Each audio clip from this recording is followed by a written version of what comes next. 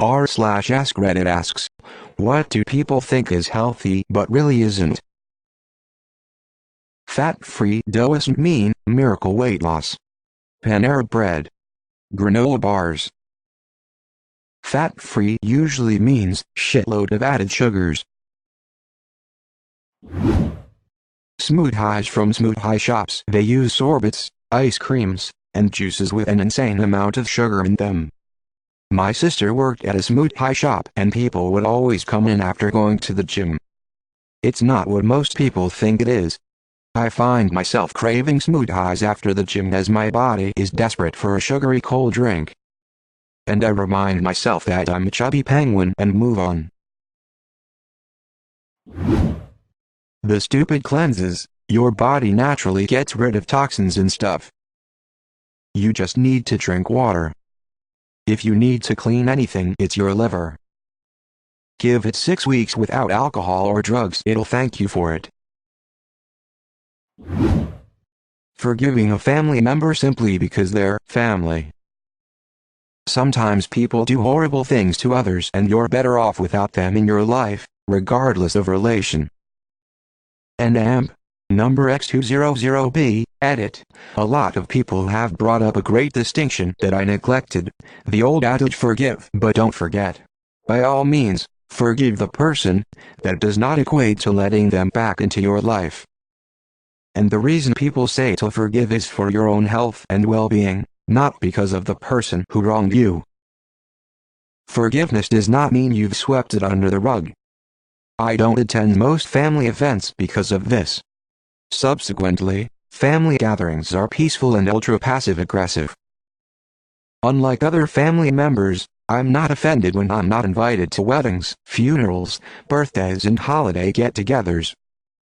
I'd rather not go. I have no intention of forgiving my brother, his fiancée, my ex, my pedo stepfather or my abusive mother. No amount of forgive and forget will stop me from wanting to dance joyfully as they turn to ash upon a funeral pyre. I went for a long walk on Christmas with an old friend of mine, was much better than the alternative. Granola bars. The one I was eating daily had the nutritional value of a Snickers. Granola bars were always meant to be a portable, non-perishable and high-energy snack which is automatically going to have carbs and sugar. Reminds me of the breakfast cookie shit people make and then they somehow decide it is healthy because it's not bacon or chocolate. I don't even understand popularity edit on the topic of advertising. Very few brands actually advertise as health food. They advertise to active people, and I think the effect of seeing healthy people in the advertisements is part of what gives that false sense of nutritional value. Vaginal washes on a daily basis so it smells like lavender instead of what vaginas are supposed to smell like. It's unnecessary and changes your pH down there and predisposes you to infections. No joke. I had a BF that wanted me to smell like strawberries. I wouldn't do it. And he used that as an excuse to break up with me. Not gonna lie, it scarred me for a while and I was super self-conscious. I'm sorry my vagina smells like it should. Derp. Edit, spelling. Dedicating your entire life to your work without an outlet separate of it. Same goes with overbearing relationships. You will begin to resent whatever you enjoy if it's the sole reason for your existence. 100%.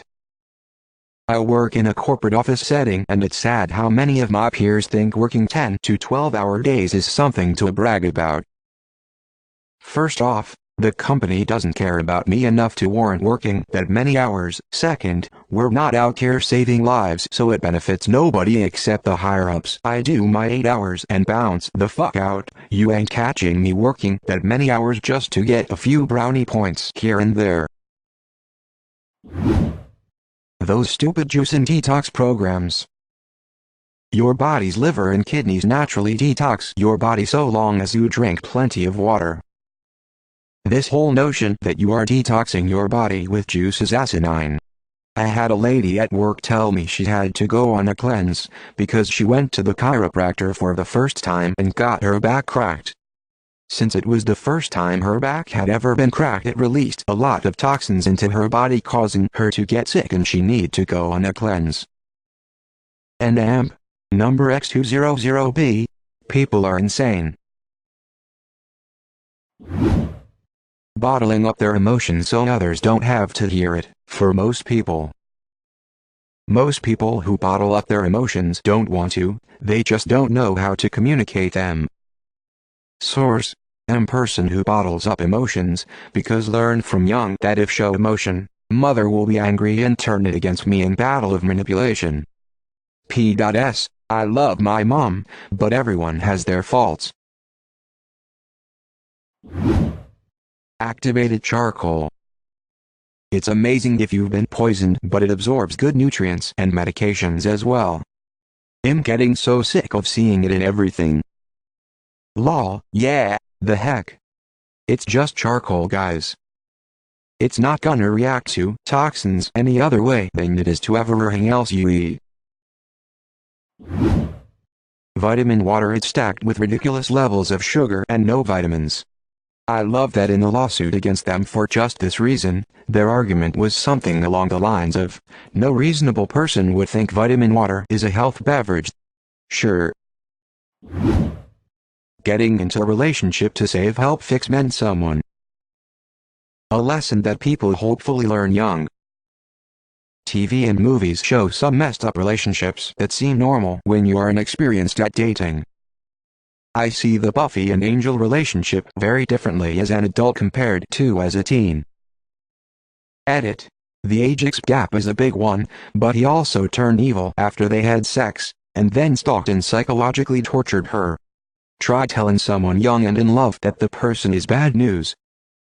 They won't listen, but after the breakup, they would hopefully learn how to spot an asshole or cheater. The food pyramid that was popularized by the USDA is a terrible idea. A lot of people today have realized this, but many older folks still see it as the Bible of good eating. And they're very fat. The first government recommendations on nutrition came about during WWII food rationing, and the recommendations had more to do with availability than health. Which is still the case with modern food pyramids and nutrition recommendations. They're a compromise between health and affordability.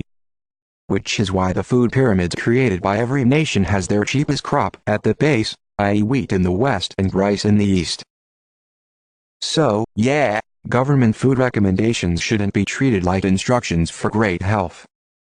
The recommendations, like everything that comes from the government, are riddled with compromise and industry lobbying. The recommendations are also designed so that 95% of us are intelligent enough to follow the instructions, but one-size-fits-all approaches usually aren't great for any one single person. Most everyone should read a book or two on nutrition and find the diet that works best for them. The vast majority of salads at restaurants. A handful of lettuce buried beneath fried chicken, cheese, and ranch dressing. I fully agree with you, but I get grilled chicken salads because I like them. I'm a fat guy, so when I get one at a fast food place, they probably think I'm trying to be healthy. Some days I just feel like eating something cool instead of hot food, and I love grilled chicken. Sometimes I get a vegetable-only salad, but if it was for health reasons, I'm sure I'd have defeated the point with ranch or blue cheese dressing. Getting lemonade or some other juice, rather than soda at a restaurant. Or even having it at home. I started to drink more apple juice than soda at home, and I quickly noticed that there's way too much sugar in there. Cable news. People who watch it think they're better informed by watching 6 hours of news a day, when they're really just buying into the fear, anger, outrage cycle, which just feeds back into watching more of the same. Edit. Since I keep seeing the same replies over and over, a few responses. I don't have a national source I can definitively recommend for news. Some local stations can be good, but many of them are actually owned by a large media group at this point and can't be trusted blindly either. I've seen more replies than I'd care to admit which are, "Yay, this biased thing is terrible, this other biased thing is what you should trust." I wish I had time to point out that problem to each person, but sadly, too many people are doing that to do so individually. Please, folks, use multiple sources which don't rely on each other. If there's others, I'll add in more later. I get all my news from Reddit commenters who didn't read the article. Gatorade, not a healthy alternative to soda. Drink water. It's for athletes. It's a sport drink designed to fuel performance and replenish valuable sodium lost through sweat and provide an energy source. Regular Joes aren't meant to consume it. Shielding their children from every conceivable horror in the real world until they're 18 and naive as fuck. Straight up let your kids get scraped knees and watch an R-rated movie every once in a while. This was my wife. Parents shielded her from everything. Needless to say, she went a lot crazy when she got to college. The inability to be separated from one's partner for a slightly extended amount of time. There is often more than love there. That shit starts to border on already is codependency. Yeah, if your partner goes out of town for work for 2 weeks, your reaction should basically be, "Man, I'll miss sex and seeing your face, but I'll use this time to catch up with friends, family, and maybe treat myself some evenings with a bubble bath." Not, "Oh my god, I'm gonna die, I need you here 24/7. It's not really fair to say things are healthy versus unhealthy. A burger is a nutritious food. You have carbs, fat, protein.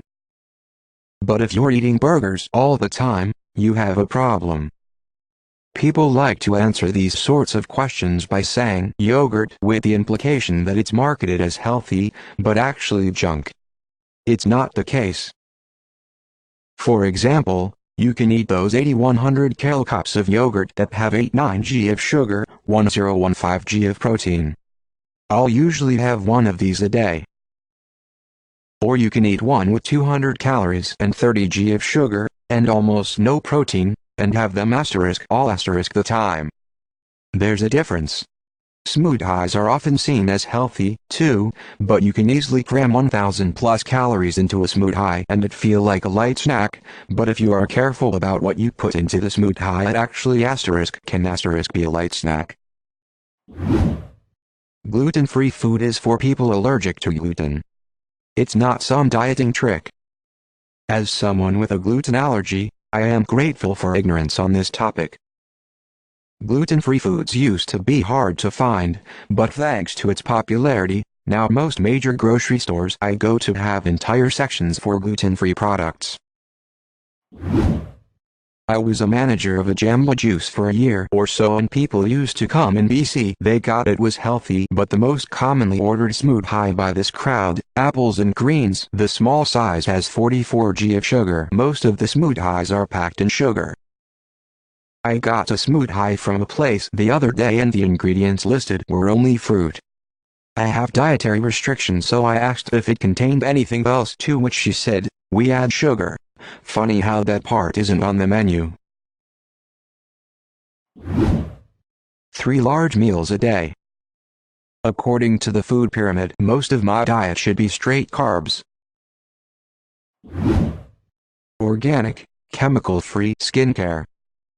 Basically replacing helpful and safe chemicals for your skin with irritating ingredients, food, and essential oils that would just make things a lot worse. Sure, it works for some people, but it's not exactly a good thing to tell everyone that chemicals are bad. People often forget that we, and our skin, are actually a chain-like composition, and not all of these are harmful, but are actually good for you. When I tried the coconut oil craze and slathered it on my body after every shower, rather than the lotion I was used to using, tons of mini patches of dry skin and breakouts began to flare up everywhere. I'll stick with the good stuff that leaves my skin smooth and happy.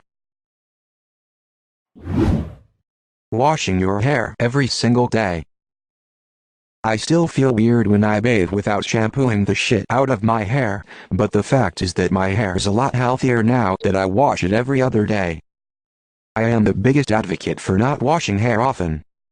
I stopped washing my hair loads when I was 17. For like 2 weeks I had the most greasy, disgusting mop. Then it trained itself to not get greasy during long periods without washing, and now I'm 23 with waist-length hair. Best thing for your hair to grow and look healthy is not to wash it often, well, for me anyway. Any kind of substitute for something viewed as unhealthy. Though I understand it's hard to quit unhealthy habits, so I still think it's a step in the right direction to find an alternative.